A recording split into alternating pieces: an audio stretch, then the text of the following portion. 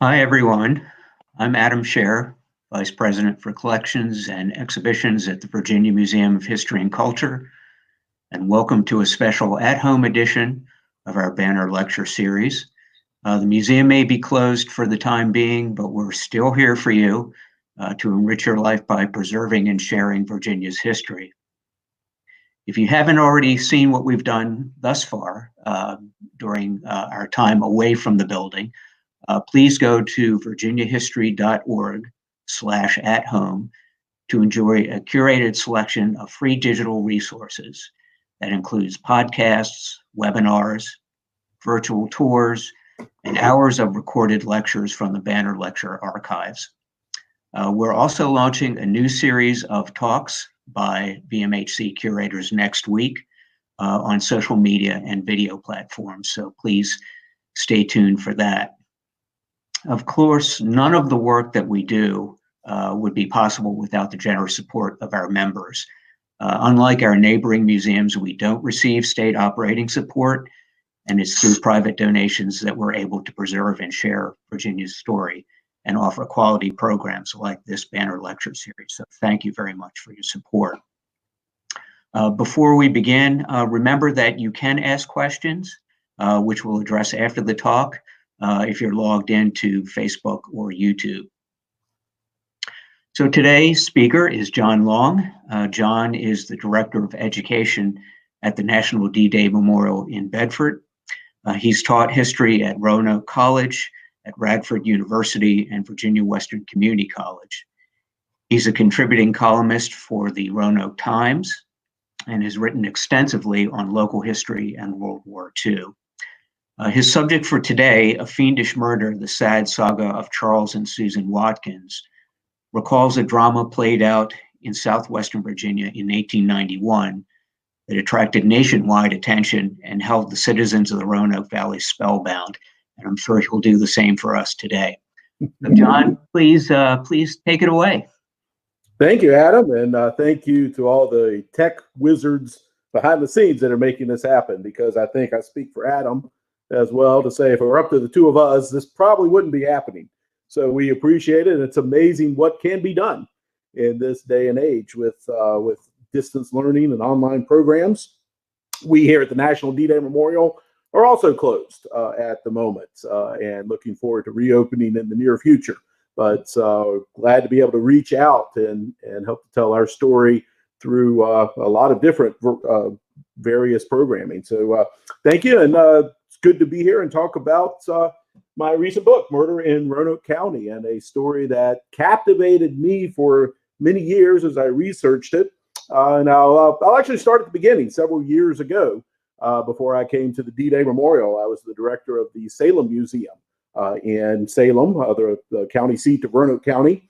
And a patron came in one day and asked a question: who was the last person to be hanged in Salem, judicially hanged in Roanoke County? And I replied that there weren't very many executions in Roanoke County back in the 19th century, but knew of some. And the last one of which I was aware involved a man described in an account written years later as a mulatto who was romantically involved with a white woman and who killed his African-American wife in order to continue that relationship. But I said I didn't really didn't know many of the details, just what was written decades later in a retrospective. But I said I'll look into it, and I will promise to tell you more in the future.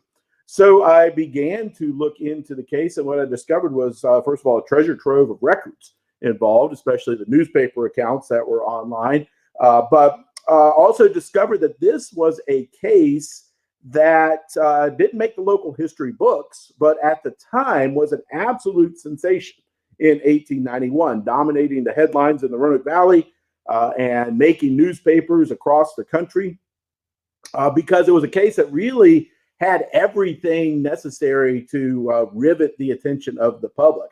It involved race, it involved violence, it involved bigamy, it involved a fugitive manhunt, disappearing witnesses, threats of lynch mobs, mistaken identities, and finally a secret letter to unravel the whole mystery suddenly and unexpectedly. There's very few murder trials of the day that could match this one for drama. And yet, despite all of this, it had gone completely forgotten for decades. And the more I began to research the murder case of Charles and Susan Watkins, it became sort of a hobby for me for several years on rainy weekends when I couldn't go out and do yard work. I was digging through these papers when I was out of town and staying in a hotel room at night rather than turn on some movie. I would be working on my research, and I was almost sorry when it was finally finished because what do you do with your hobby when it finally is done? But along the way, I discovered this case that again really deserves a lot more attention. And I'm not going to go into exhaustive detail. Time won't permit that, but I do want to say a little bit about the background, at least, and start with the suspect and the man by the name of Charles Watkins. Charles Watkins was born as a slave in Salem about 1863. We don't know his parents' names. They weren't recorded. Both of them apparently died when he was very young. He was raised by his grandparents, who were also slaves in Salem, but of course were freed in 1865 with the end of the Civil War. And in early adulthood, Charles Watkins worked as a farmhand, but must have realized that was very difficult work. And in the booming Roanoke Valley of the day, he got work as a hotel waiter for local hotels. And a waiter in those days in a hotel was a term that encompassed a lot of different tasks in the 19th century hotel. It was a pretty good way for an African-American former slave to make a living. However, Charles Watkins also apparently turned to crime because about 1883, he was wanted for theft in the city of Roanoke and had to flee Virginia with the law nipping at his heels. Now, where he went from there is unclear, but he does resurface in the historical record in Louisville a couple of years later, where he married one Susan Wilson Watkins now. She also worked as a domestic in hotels, and the two seemed to make a fairly decent living working in hotels throughout the Midwest through the next few years. But it was not a happy marriage by any accounts. The two of them apparently they split up for a while. They had very public fights. And about the marriage got even worse about 1890 when the couple moved to Milwaukee to work in a large hotel there. Charles as a waiter, Susan as a maid in the hotel. And it was there that Charles met another woman. Her name was Edith Freeble, or Ida. She went by the nickname Ida Freeble of Wisconsin, who also worked as a domestic in that hotel in Milwaukee. And somewhere along the way, Charles and Ida began an interracial affair. Well, apparently what happened is Susan discovered this relationship and demanded that the couple move to Chicago, which they did. But significantly, Edith followed them there. And then one day in July of 1890, Charles said he was going to the barbershop for a shave and never returned. Soon after that, Charles and Ida appear in Roanoke, and Ida is using the last name of Watkins, although there is no evidence that the two ever actually got married. The couple went from Chicago to the Roanoke Valley. Here's Roanoke in 1891. And since I know a lot of you aren't from this area, I will just say a little bit about the geography. The large city of Roanoke in 1891 was a very boisterous place. The population had grown enormously in the 1880s with the arrival of the railroad. Roanoke was an independent city, but it's surrounded by Roanoke County, a much more rural area. And nearby is the town then, was a town of Salem, which was the county seat of Roanoke County. And so most of the legal drama takes place in Salem. But Charles and Edith settled here in the boisterous city of Roanoke to begin their unconventional and even in Virginia in the day, illegal interracial relationships. I say they were not legally married, but they pretended to be. And strangely, I could see no evidence that their interracial relationship raised many eyebrows in Roanoke. But nonetheless, Charles worked for large hotels in Roanoke and in Salem. Edith worked for a while. She developed some health problems, and so they were a one-income family for a good while. But Charles was making a decent living, and the couple seemed to be getting their life together started until one Sunday afternoon in April of 1891, there was a knock at the door. Charles opened it, and who was standing there but Susan? His wife had reappeared, come halfway across the continent to either reclaim him or confront him. And there's no clear evidence of which one she intended. Again, I don't have time to go over all of the details of the case, but 2 days later, Susan's body is found lying in a creek in West Roanoke County near the African-American community where Charles had grown up. Charles quickly disappears, becomes a fugitive from the law. Ida is arrested and held briefly in the Roanoke County Jail because there was never any mystery to the murder itself. Susan had clearly been murdered, and there was only ever one suspect, and that was Charles. So the mystery is not so much a whodunit of the murder itself.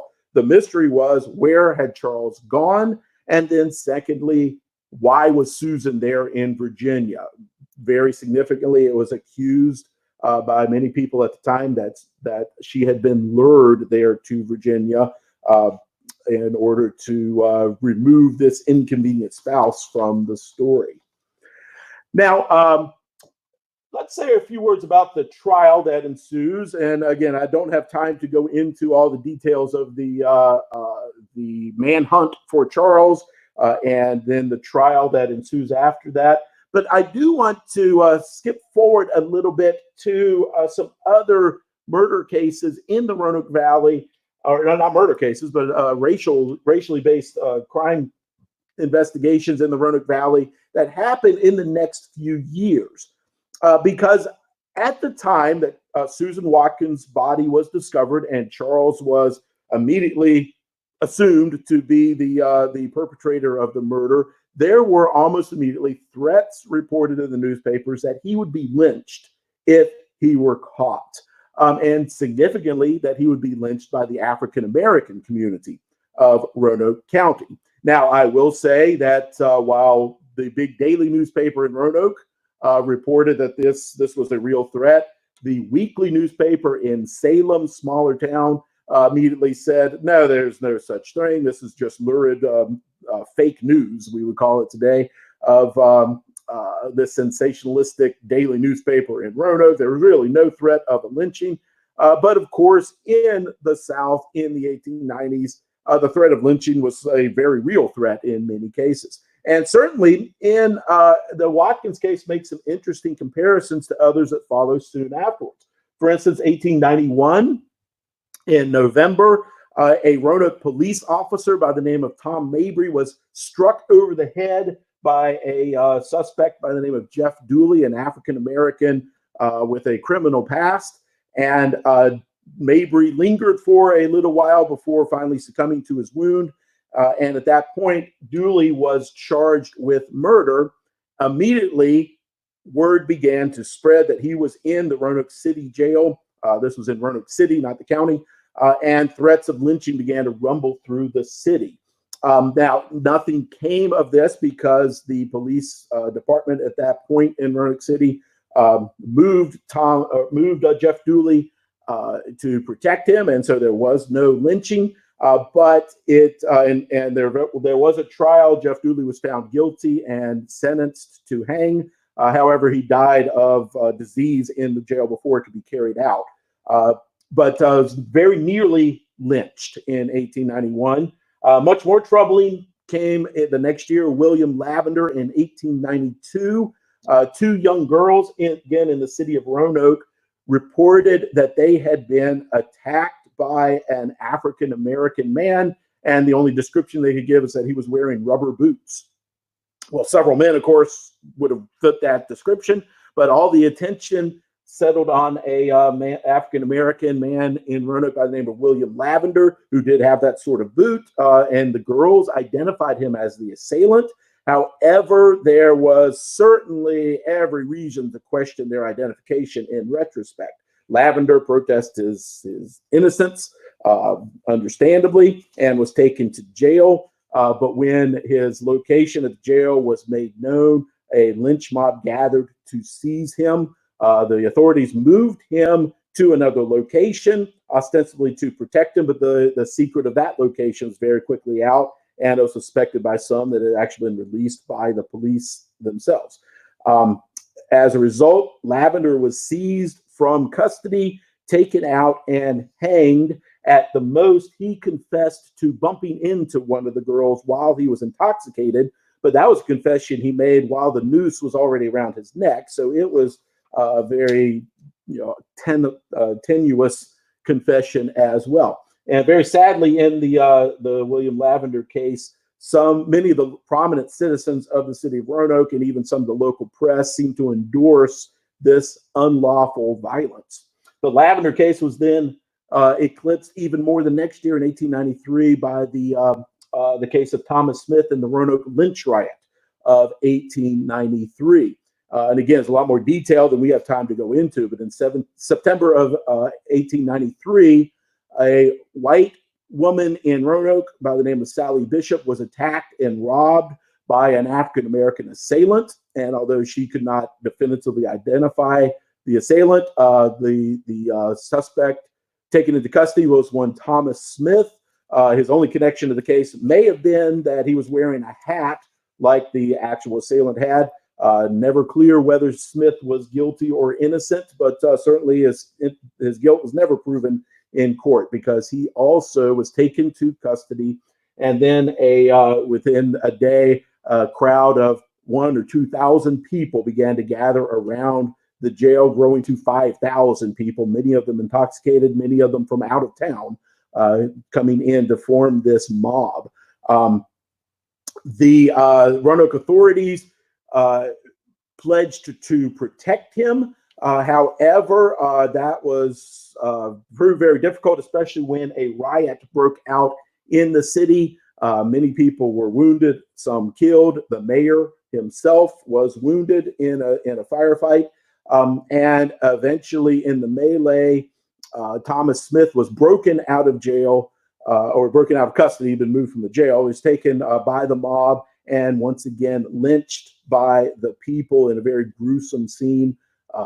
Ghoulish mob that some cases cut off pieces of Smith's clothing and even his ears as souvenirs. A very horrible scene and very much an embarrassment to the growing city of Roanoke at the time. So here are three cases within a couple of years of the Charles Watkins case that resulted in 2 lynchings and nearly another lynching. Well, what about Charles Watkins? What happens with his trial? Well, again, time won't permit me to go into a great deal of detail about his apprehension and his trial, but I will say that I began the research into this with a good deal of skepticism as to justice done in this case. Because after all, we're talking about a former slave romantically involved with a white woman in a small town in the South, accused, very credibly accused of murder, and ultimately going to the gallows. And so my immediate reaction was that there couldn't possibly have been due process in this case. He had to have been railroaded because that was what we would expect from the society of the day. What I found, though, surprised me, that in fact, Watkins got not only a fair trial, but a almost obsessively fair trial. The court officials of Roanoke County, when he is finally captured and brought to trial, they are almost very adamant that every I must be dotted, every T must be crossed. We have to do everything exactly by the book to make sure that this very important murder case is carried out properly. We want to make sure that he receives a not only a fair trial, but a trial that could not be questioned afterwards. So he not only receives representation, Charles Watkins gets some of the best attorneys in town. William Moffat was one of his defense attorneys, goes on to be a judge later on. William Ballard was a prosecutor. This is the judge, Wingfield Griffin. Moffat was part of a team of two other attorneys that were kind of a dream team of attorneys in the day. They were the best attorneys available in Roanoke County, and widely respected, and seemed to work pro bono. Incidentally, I could never find any evidence that they were paid for representing Charles Watkins. So he got very good representation. He was allowed continuances for several months so that they could put together their defense. He was allowed to appeal the verdict after he was found guilty.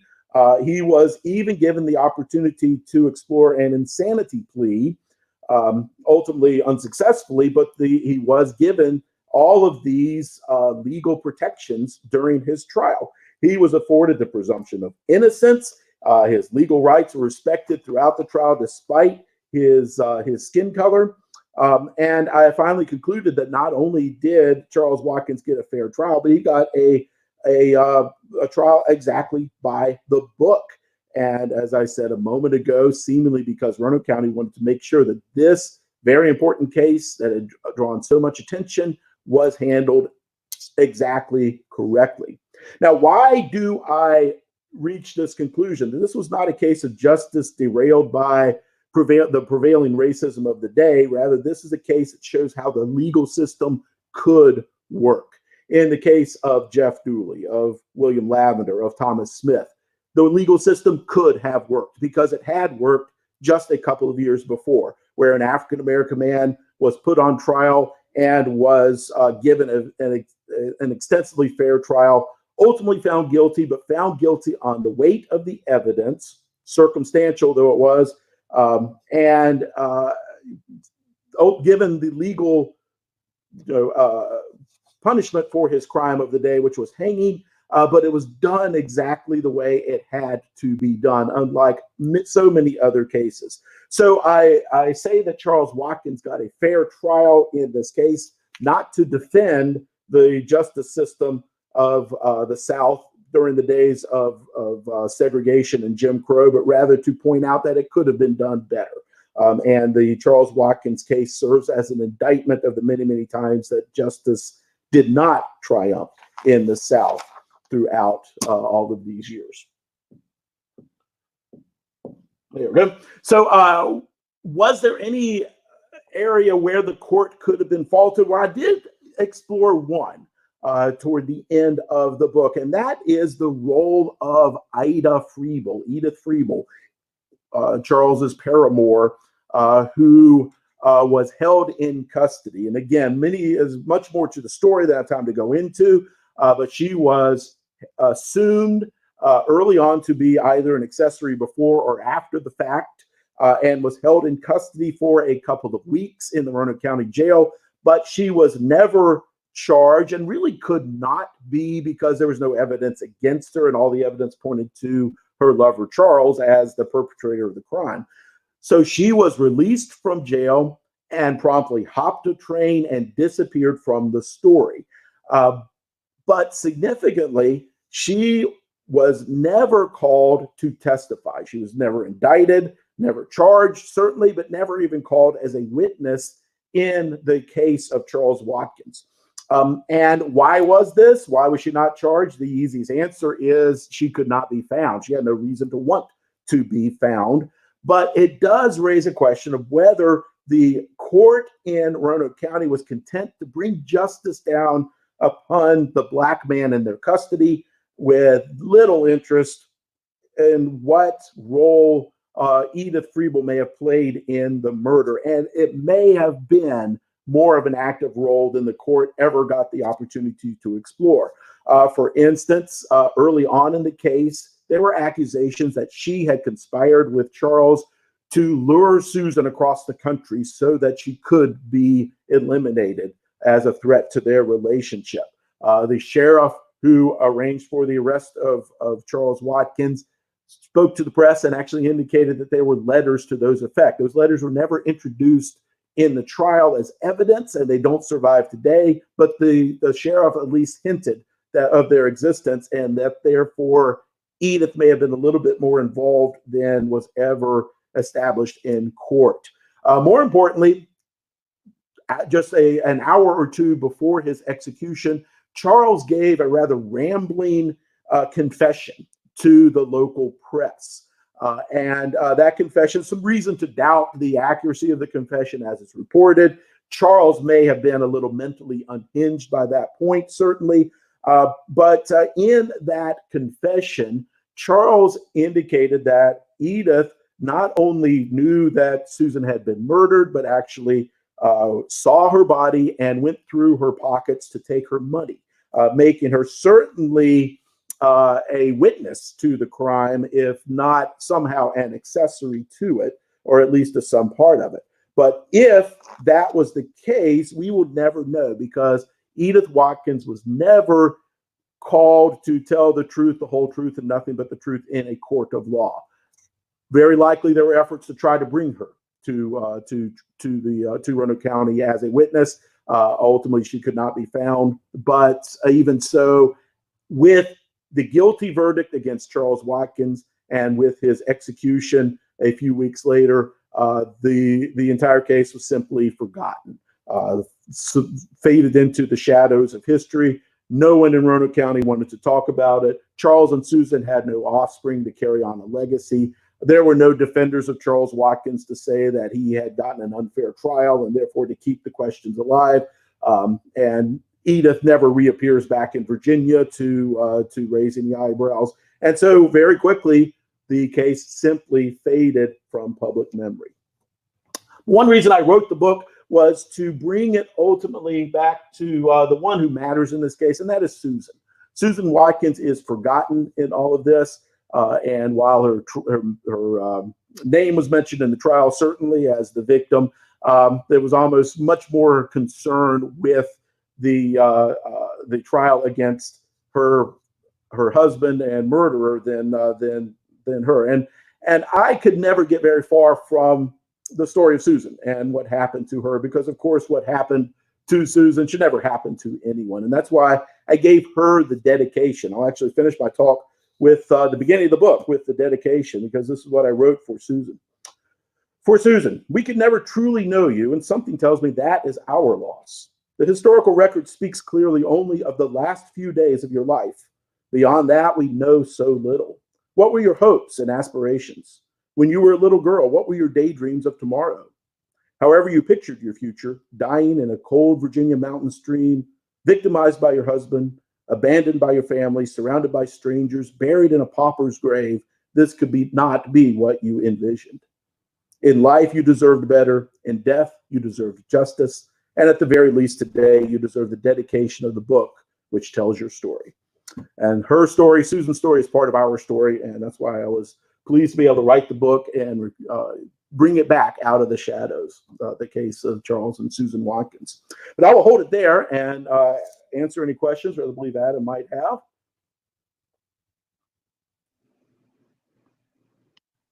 Do we have questions from our Facebook and or YouTube viewers for John?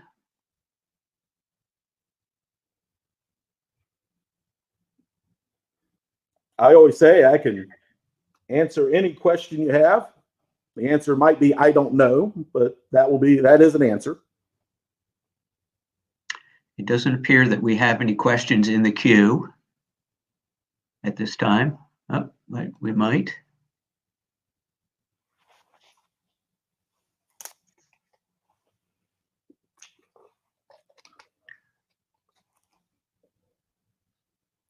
I don't see. Oh, go ahead.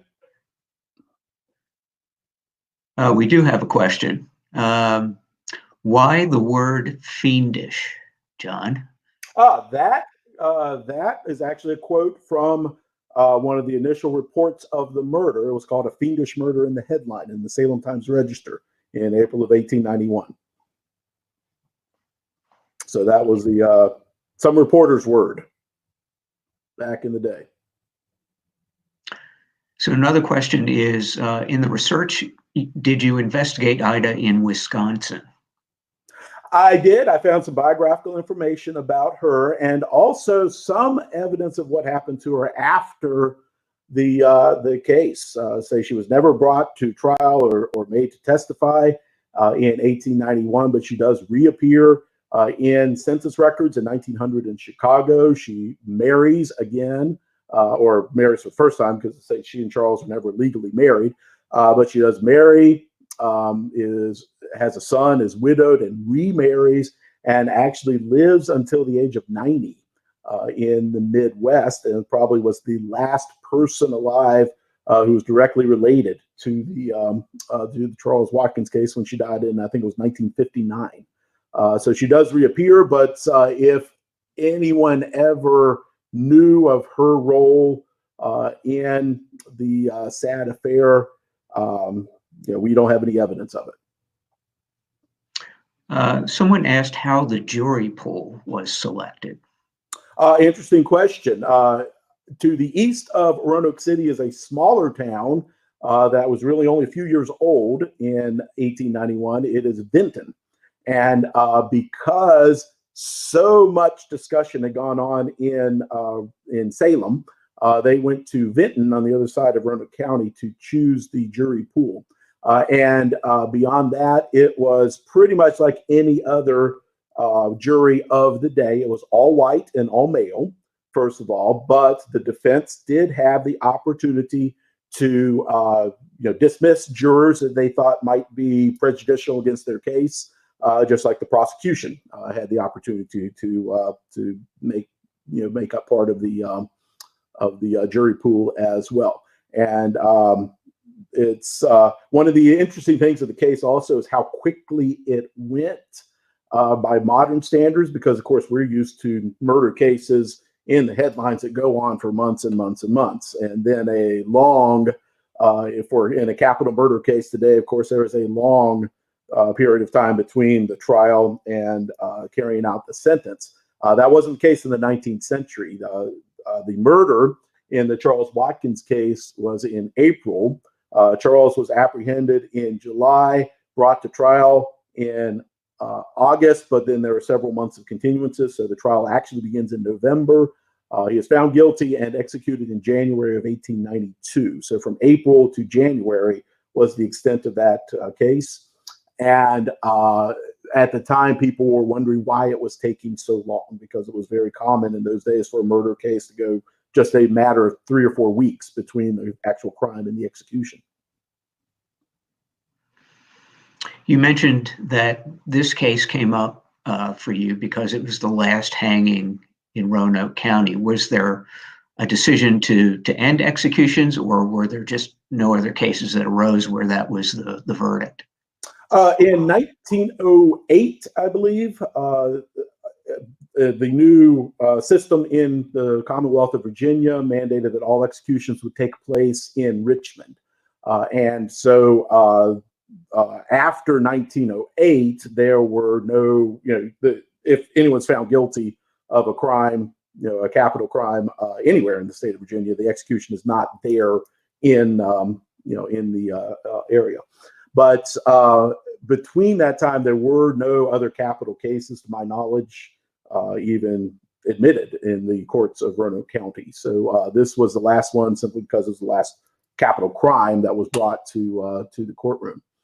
There were only ever 3 in Roanoke County. It was simply not a place with a great deal of violence. Roanoke City, the boisterous town, had much more crime and violence in that larger population. But Roanoke County, again, a very quiet rural community in the 1890s. An interesting question. What was the Roanoke jail like for women at that time? Well, of course, you had the Roanoke City jail and the Roanoke County jail. And what seemed to be the case in the Roanoke County jail is that women were kept in the same cells that a man would have been, but they would be segregated off, for at least a little bit of privacy.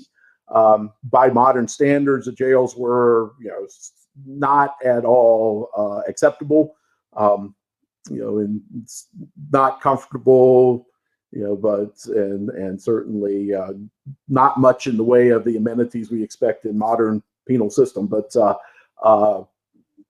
for the day, I say she, at least while she was in jail, she could write letters to her family, which she did. She could have visitors, and ultimately she was able to hire an attorney that, in essence, went to the courts and said, "You have no evidence against my client. You have to release her," and they did. And what was the ultimate disposition and sentence of the case? For Charles was found guilty of first-degree murder, unanimously by the verdict. It only took about 20 minutes of deliberation because, again, all of the evidence pointed to his guilt. There was never any other plausible candidate as a suspect, and there were no witnesses to the crime itself. But it could be very well established that Charles Watkins, he was the last person seen with Susan, for instance, and all kinds of evidence that he had committed the crime. And what really blew the case open was a letter he wrote home to one of his relations, in which he pretty much confessed to it. And that's not only revealed where he was in hiding as a fugitive, but also, contained a clear, unmistakable confession to murder in his own handwriting. So it says never any question about his guilt. So he was found guilty of first-degree murder, and the sentence was to be hanged. And a great final question: what's your next project? Very interesting. Of course, I now at the D-Day Memorial, and so we do a lot of research into World War II and into the role of Virginians on D-Day, and really, all Allied personnel on D-Day. So that's where most of my research is these days, looking into the Second World War, which, of course, subject you can never exhaust. Okay. Well, I hope everyone enjoyed John's talk. Please remember that you can get signed copies of John's book through shopvirginiahistory.org, through our virtual retail shop. And I hope that everybody will be able to join us for the next at-home banner lecture, which is on Thursday, May 7th at noon, when we'll have historian Mark Lender, who will speak on his new book, Cabal, the Plot Against General Washington. So thank you all for joining us. Stay safe, stay healthy, and we'll see you all again soon.